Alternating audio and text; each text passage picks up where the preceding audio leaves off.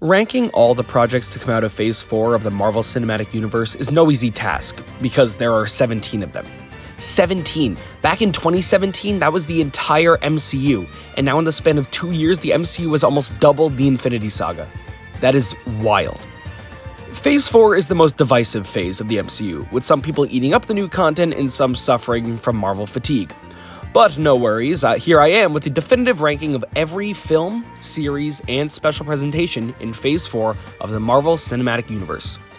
Quick note, I'm not going to be including the 6 I Am Groot shorts because altogether that's like 12 minutes of content and doesn't feel worth ranking. With that being said, here we go. Okay, listen. There's a lot of people who hate She-Hulk Attorney at Law because, women in power, scary PC woke, but I swear to God, that's not me. I hate it for other reasons. She-Hulk is, in no uncertain terms, a mess. But let's start with the good. I think Tatiana Maslany is a great Jen Walters, and I like the side characters too. Nikki, Pug, and especially Blonsky are all really fun. Matt Murdock is great too, and his episode Ribbit and Rip It is the only one I'd call truly good. The rest of this show is mediocre to bad. A ton of the humor falls flat and fails to be funny. There's almost no time spent in court, which is odd for a series that touts itself as a legal comedy. And the visuals are bad. Really bad, like distractingly bad. And when She-Hulk's a fully CGI character and she looks like this, it's noticeable. The finale was fun and unique, but felt more of a way to excuse the bad writing than to actually write good, and clouds the events of the entire series. Overall, She-Hulk is easily the worst Phase 4 title, and one of the worst in the MCU. That being said, I think this character could be good, but this series did her no favors. What If did and still does have so much potential, adapting wild scenarios that didn't happen in the main continuity into about 30-minute episodes makes a lot of sense. But what if Season 1 just didn't choose interesting concepts? The series opens with 2 episodes that are just, whoa, what if this character was actually this character and the world was much better for it? That is not an interesting concept. What if Thor was a frat boy who had to run away from his mommy? What if Killmonger, knew Tony Stark at some point, but was fundamentally the same character as in the 2018 film? Not only that, but multiple episodes are cut off right when it actually seems like something interesting was gonna happen. The finale was kinda cool, but exposed a lot how messy the show was, including a character whose episode didn't even air this season. However, episode 4, What If Doctor Strange Lost His Heart Instead of His Hands, is a genuinely great episode of television and far and away the best episode of the season, staying true to the characters while changing it in an incredibly interesting way.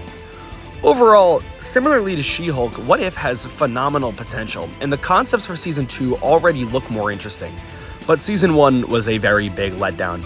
I do like the art style though, for the most part.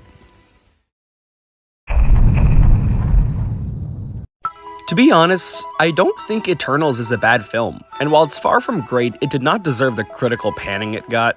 The characters are pretty good, with some being much more interesting than others. I liked learning about how the Eternals impacted history and how the dilemma of intervening or not intervening permeated throughout the film and was the driving force of the conflict. The cinematography was good too, probably the most visually unique MCU film this phase, and Ramin Djawadi's score was unsurprisingly great. But this film is also a slog. Way too long for its own good and is not interesting enough to keep me hooked. There were too many characters to give each one focus, but they plumped up the film with a lot of nothingness. Do you know who Crow is? I bet you don't, because he spoke in one scene to set him up as a quote-unquote antagonist and was killed almost immediately. This is the only time this ranking where I say a film would have worked better as a series and not vice versa, but Eternals would have worked much better as a series, giving the time it needs to tell its story and develop its characters. Black Widow is what you get if you fed an AI the Infinity Saga and asked it to write a Marvel movie. It's not bad so much as painfully generic. And it sucks because it opens with this really unsettling tone of Nat and her family when she's 10 having to escape America, and it's really well done. But the rest of it is super by the numbers. easily the worst villain in Phase 4 too, not counting She-Hulk. An emotionless Taskmaster and Dreykov whose power is being kinda stinky is not compelling. However, this film shines with Nat's family. Obviously, Florence Pugh is a standout as Yelena, one of my favorite characters to come out of this phase. Red Guardian is the source of some of the more MCU lines, if you know what I mean, but he's still a hell of a lot of fun and bounces off the others so well. And I think there's still a lot more to explore with Melina. Overall, I don't think this film would be as low if it had come out in Phase 3 right after Civil War. But awful timing and a lackluster story make this film the most forgettable Phase 4 project in my opinion. This is going to be the hottest take in the ranking, and it's a take that I wouldn't be surprised could change on future rewatches. WandaVision is great. For the first 6 episodes. Genuinely some of my favorite stuff this phase, super unique and refreshing. But the last 3 episodes, particularly the finale, left a really bad taste in my mouth. WandaVision started off incredibly unique, and the premise is probably the most interesting this phase. It's done really well in the first 6 episodes, especially episodes 5 and 6, which are in my opinion the best in the series. But god, it instantly switches to the most mind-numbing generic superhero stuff in the last 3 episodes. Episode 8 isn't bad, and I enjoyed exploring Wanda's past, but the finale is the worst of any series this phase. Awful CGI, side characters being thrown out the window in favor of a 30-minute runtime for some godforsaken reason, and then it just ends. It was nice to see characters like Darcy Lewis and Jimmy Woo back, but if you take them out of the show, nothing would really change. Hayward is a dumb, generic government villain, and don't get me started on him. Ralph Boner? Boner. Wanda and Vision are obviously the standouts, but even they just feel bland by the end of the show. I want to reiterate how good the earlier episodes are. There's this feeling of suspense and wonder permeating throughout them, but the show really fumbles so hard at the end.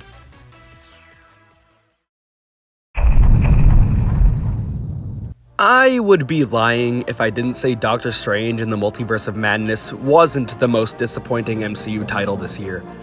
The concept was so strong, Doctor Strange goes on a huge multiversal adventure with a girl who can literally make interdimensional portals from her fists. But they go to how many universes? When the biggest difference is, whoa, red and green traffic lights are switched, please be amazed. That's pretty damn sad. There's one sequence early on in the film where Strange and America fall through a ton of universes, and it's incredibly well done. But that's the only interesting use of this so-called multiverse of madness. And the characters are kinda bad. I like America and I like Wong, but Strange feels strange. Like, he doesn't really change throughout the entirety of the film. Wanda, on the other hand, is a pretty intimidating villain here, but they just retread the same water that they have been doing for the past 10 years of, quote, people she loved got hurt, so now she's out for revenge. And don't even get me started on Mordo, just an incredible wasted opportunity. There's some cool cameos, but they're all there just for you to be like, whoa, there's that character from that thing, holding barely any plot relevance. The action's pretty good. I like the Gargantos fight, the music fight between the two Stranges, and although I'm really not a fan of how it's done story-wise, Wanda annihilating the Illuminati is visually pretty cool. Overall, this film just didn't meet the monumental expectations its title set up, and while it has redeeming qualities, it's more disappointing than anything.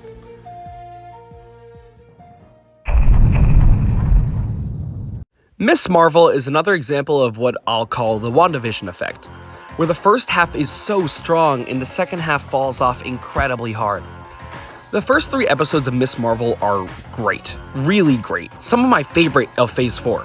It feels like a really nice slice-of-life type high school show that also happens to include a superhero. I loved the little animated bits, and the characters are great. Kamala and her family, Bruno and Nakia are some of the best Phase 4 newcomers, and it all sets up a really well-done, grounded street-level superhero story. I love the way it delves into Kamala's Pakistani culture and lifestyle.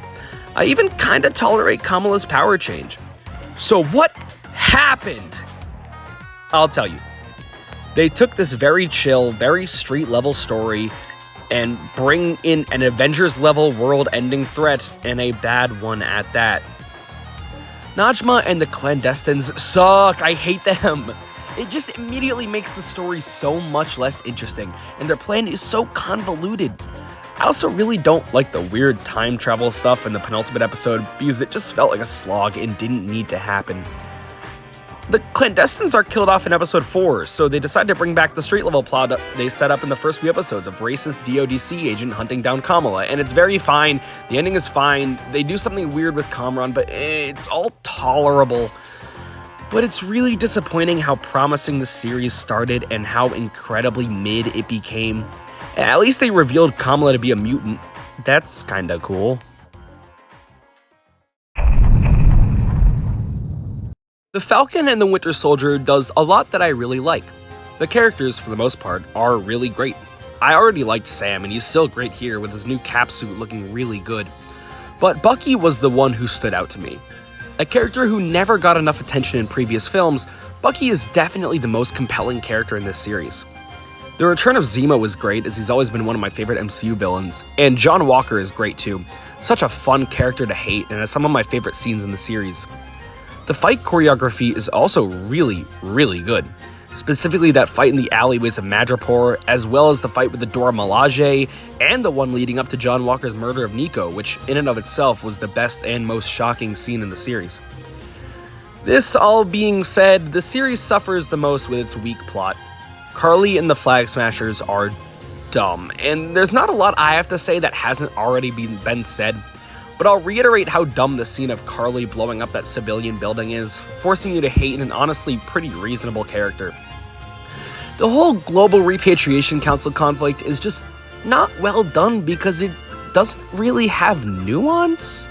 The GRC is just labeled as bad and in the wrong, and honestly the Flag Smashers would be the heroes here if not for the shoehorning in of terrorist attacks.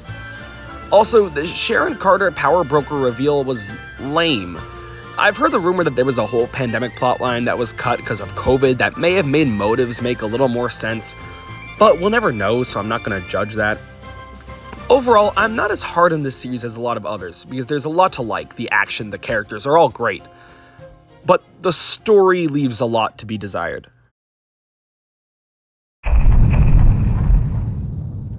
I don't share the same vitriolic hatred towards Thor: Love and Thunder as a lot of other people do.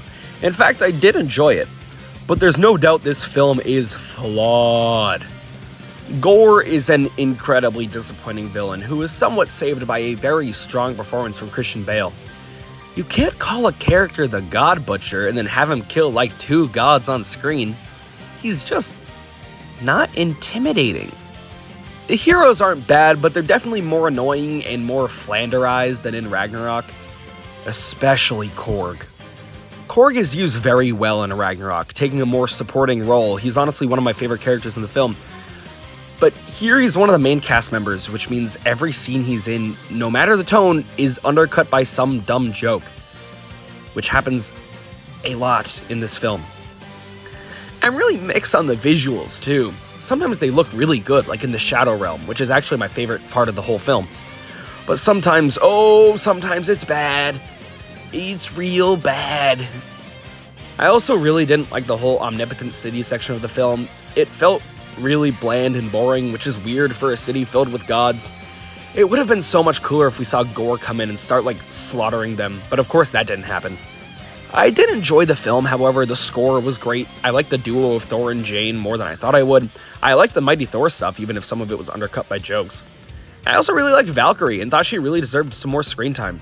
The Guardians were fun at the beginning too. I saw some people say they were disappointed by how little screen time they got, but I don't know, I thought that was to be expected. It's not a Guardians movie. Thor: Love and Thunder is no Ragnarok, but I still prefer it to the first 2 Thor films. Not great, but it's pretty fun.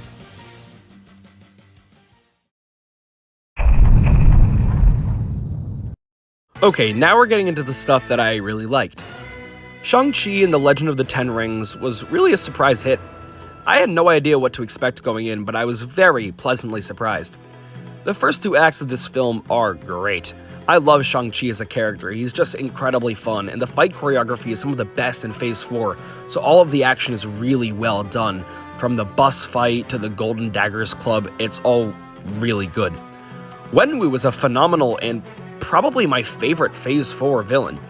a cruel but incredibly broken man who's haunted by his past.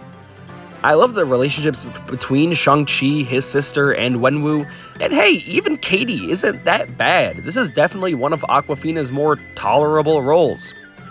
The score is also really beautiful and one of my favorites this phase. But now we need to talk about the often criticized third act. Listen, I love the look and feel of Ta Lo. It introduces this really cool mystical side of the MCU, and I'm absolutely fine with the final showdown taking place there. And I did like the battle between the forces of Ta Lo and the Ten Rings. But then big CGI dragon battle, Wenwu killed by Big Dragon. Big Dragon, stop! I really wish the final showdown was just Shang-Chi and Wenwu, and Shang-Chi proving his strength, but instead we didn't have enough CGI monsters, so we gotta do that. Again, I love most of this movie. It's all really practical, really well done, but the third act CGI fests kind of brought it down for me. I did like the post-credit scenes though. Xialing taking over the Ten Rings was cool. Also, him. Trevor, Slattery, the actor from Liverpool. The best aspect of a lot of these Phase 4 projects is the characters, and for none is that more true than Loki. With action taking a back seat, Loki really lets its characters shine, and it's all the better for it. While I was worried that all of Loki's development from Ragnarok and Infinity War would be erased as the series is using Avengers 2012 Loki, they quickly have him undergo that arc in the first episode, leaving us with a similar Loki to who he was before his death, and it really lets him come into his own as a character, trying to figure out his glorious purpose. Mobius is obviously a standout here too, having phenomenal chemistry with Loki and just being a joy to have on screen. And seemingly contrary to popular opinion, I really liked Sylvie too and thought she worked as a fun foil to Loki himself. This character-driven aspect of Loki is made all the more clear in the series finale, which instead of featuring a huge battle, focuses on a conversation around the morality and ethics of He Who Remains' rule over the multiverse. All of the TVA and multiverse stuff, while sometimes hard to wrap your head around, is also really fun too. And I can't mention this series without its really great score composed by Natalie Holt.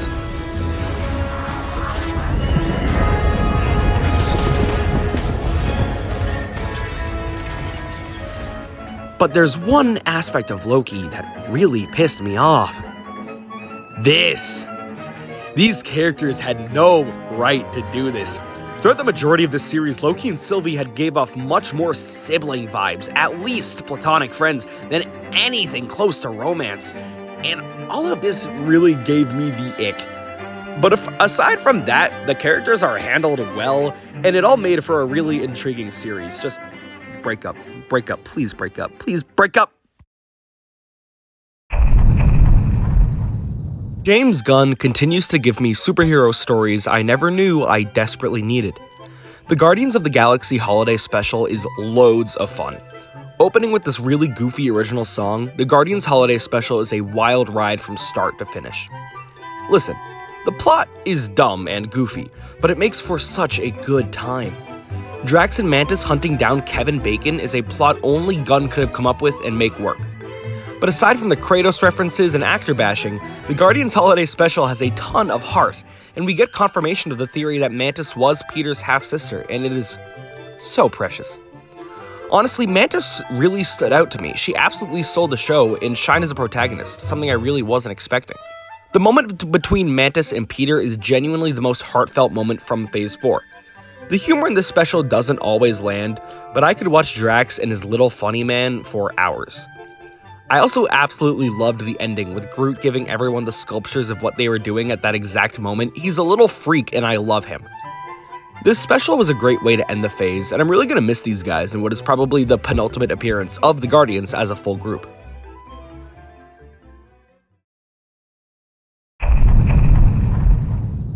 Why did I like this so much? Hawkeye was just nice. It wasn't anything stunning or groundbreaking or franchise-defining, but it was a really nice street-level story in a phase full of cosmic entities. Clint is an actual character here, which is really cool to see, and it's nice to relax a bit and see him cope with the loss of Nat and eventually the loss of his hearing, with my favorite scene coming from episode 3 when Clint is on the phone with his son and realizes he can't hear him. Really touching. Kate Bishop is also a surprisingly fun character who's made doubly great by her interactions with Yelena, who returns in this series for some phenomenal fights and moments between her and Kate and her and Clint. This show also had some really well done action. I loved the no-cuts car scene and the ice skating rink fight at the end with all the different arrows. Echo was interesting enough, and I really liked her tie to Clint being that he killed her father when he was the Ronin, but I'm struggling to see how she'll lead her own series. Jack Duquesne was a really fun red herring for the real villain in the family, Kate's mom Eleanor, and the Kingpin reveal was really cool, but does highlight my biggest problem with the series, the rushed ending. Very similarly to most other Phase 4 series, the series ending feels really rushed and just kind of ends in a bit of a sloppy way. But overall, Hawkeye was just good old Marvel fun with a nice holiday setting.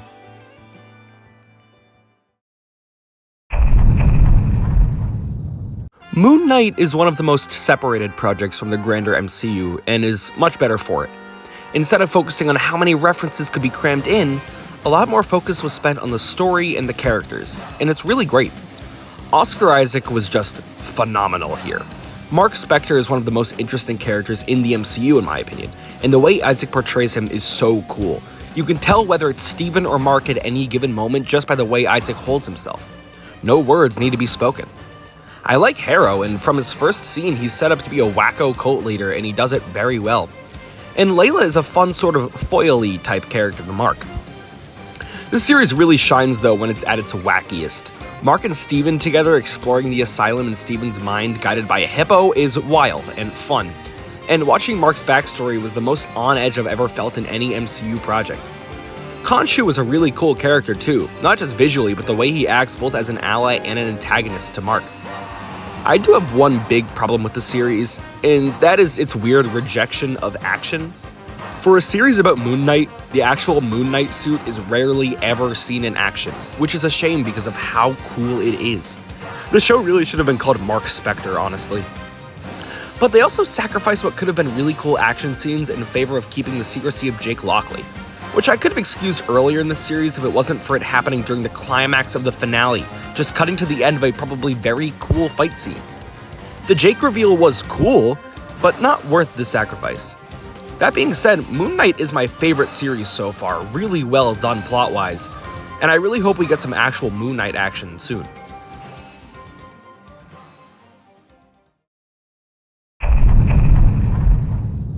Werewolf by Night was such a pleasant surprise and easily the most unique project in the entire MCU.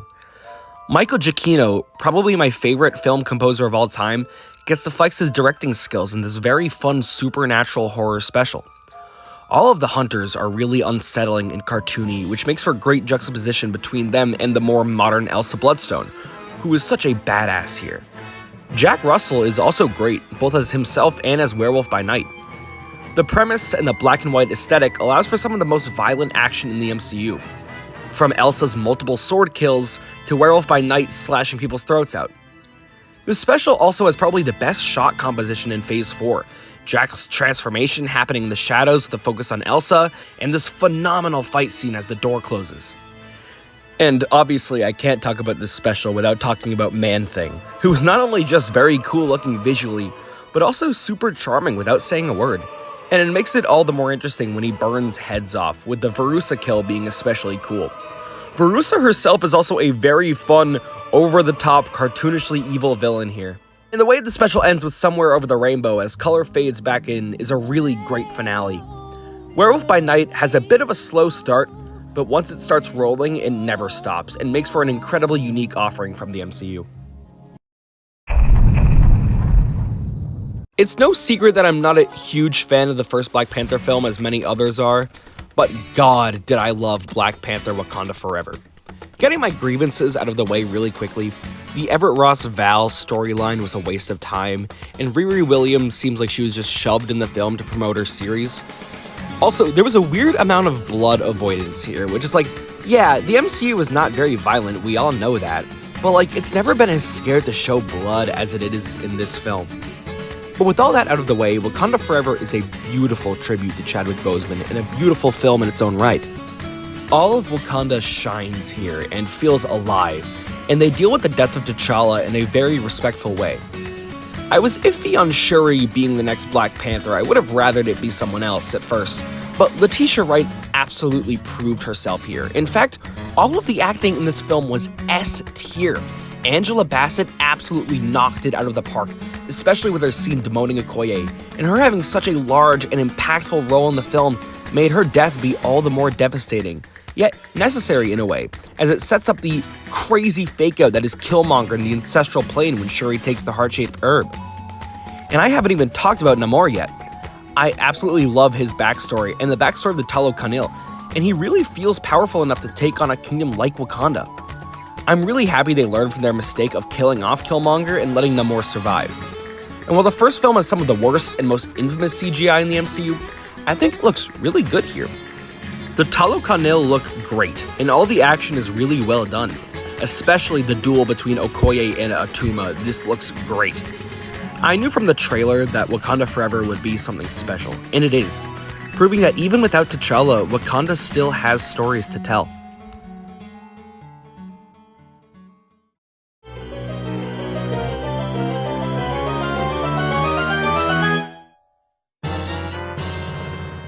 Honestly, in the future, I wouldn't be surprised if Wakanda Forever becomes my favorite Phase 4 film. It's probably more timeless. But I really can't deny the absolute joy I felt with Spider-Man No Way Home. All the hype really felt like it paid off, and it was such a phenomenal theater experience. While I would have liked to see a villain from the MCU join in, the 5 villains from past Spider-Man films are really, really cool, with Norman Osborn being the obvious standout. Yes, I think Wenwu is still the best new villain in Phase 4, but the Goblin is probably the best in the phase. Even more so than the first trilogy, he just feels sinister and so unsettling.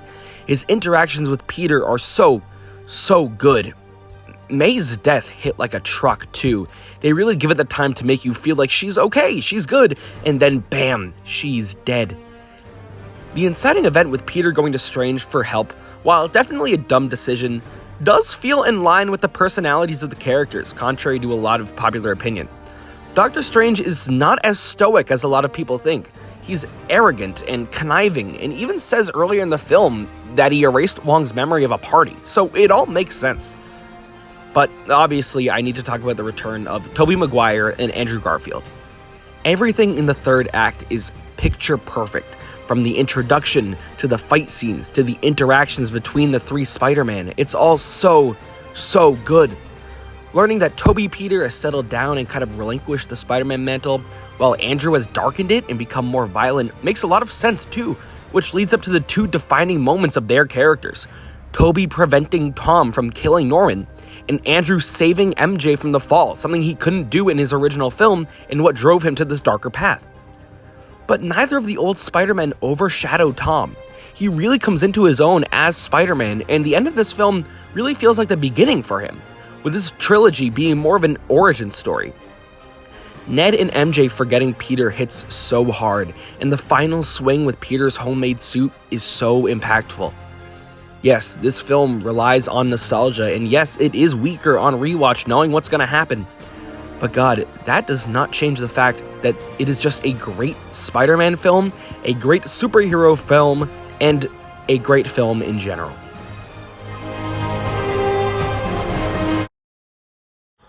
Oh, that was long.